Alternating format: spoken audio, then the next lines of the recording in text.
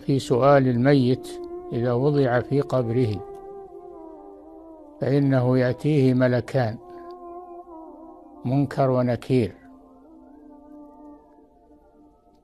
فيقعدانه، تعاد روحه في جسده، فيسألانه: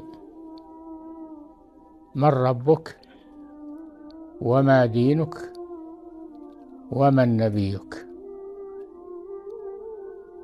فأما المؤمن فيقول: ربي الله وديني الإسلام ونبي محمد صلى الله عليه وسلم. فينادي مناد: أن صدق عبدي، فأفرشوه من الجنة وافتحوا له بابا إلى الجنة، فيأتيه من روحها وطيبها، فيقول: يا رب أقم الساعة حتى أرجع إلى أهلي ومالي.